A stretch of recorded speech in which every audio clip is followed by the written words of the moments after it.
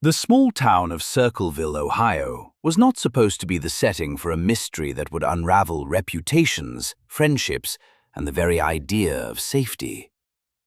It began in the late 1970s with anonymous letters, precise, poisonous, and unnervingly intimate. The letters accused local officials, teachers, and parents of secret sins, affairs, embezzlement, and crimes that many insisted had never happened. They named names, quoted private conversations, and offered evidence only someone close to the town could know. At first, the letters were dismissed as pranks. Then they escalated. Targets found their mailboxes opened, tires slashed, homes egged. The letters continued for years, an invisible force that dictated who could trust whom. One recipient, a school superintendent, publicly accused a state official. Lawsuits followed. The town polarized into camps of believers and skeptics. In 1977, a local man, driven by threats and humiliation, shot and killed a state official's son in front of his home, an act born from the pressure cooker the letters had created. Investigators pursued multiple leads: disgruntled neighbors, scorned lovers, even skilled forgers. In 1983, authorities finally arrested Mary Gillespie for allegedly authoring the notes. She had protested her innocence. Later, another suspect, Roger Reynolds, was convicted of sending at least some letters and of attempted murder when he rigged an overwatched trap on the road of one targeted woman. But even after convictions, many letters remained unaccounted for, and the psychological damage persisted. Circleville's mystery exposed not only whoever wrote the letters, but how a community could be paralyzed by suspicion and the crushing force of anonymous accusation. Travel across the Atlantic to the rural German farmhouse of Hinterkaifeck, and the atmosphere shifts from public humiliation to chilling solitude. In 1922, 6 members of the Gruber family and their housekeeper were found brutally murdered. What made Hinterkaifeck a story that still chills is the days before the murders.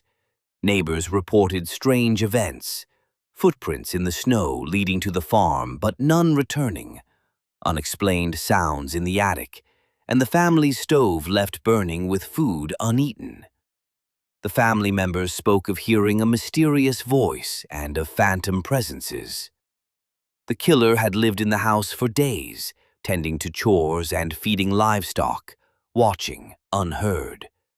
Investigators combed the property, found traces that suggested a single intruder, and later discovered discarded evidence pointing to multiple suspects, including former employees and neighbors with grudges. Yet forensic techniques of the era were limited, and motives were muddy. Inheritance disputes, claims of hidden offspring, and local animosities all offered fragments of explanation. Despite interrogations and arrests, no one was ever convicted. The image of a murderer who coexisted with his victims for days, invisible in the attic or under the floorboards, transformed Hinterkaifeck into a cautionary tale about isolation, secrecy, and the limits of early 20th century police work. In New Orleans during the early 1910s, terror arrived with a musical ultimatum. The Axeman struck repeatedly, breaking into homes at night and attacking residents with an axe or straight razor. The city was gripped with fear as the killer moved through working-class neighborhoods and French Quarter apartments. Then, in an act equal parts taunt and menace, a letter appeared in the local papers, allegedly from the Axeman. It declared he would spare anyone in a house playing jazz between certain hours, the music of the modern jazz, and he would exact vengeance on those who stayed silent. The result was surreal. The city's nightlife erupted into a mass experiment in collective defiance. Clubs and private homes filled with bands playing hot jazz for entire nights, as people hoped rhythms could buy safety. The Axeman's letter suggested a person with macabre flair and deep knowledge of local life. Police interrogated suspects, examined bloody scenes, and followed clues from boats to boarding houses. Several people were attacked. Some survived to describe assailants, but no single suspect fit all accounts.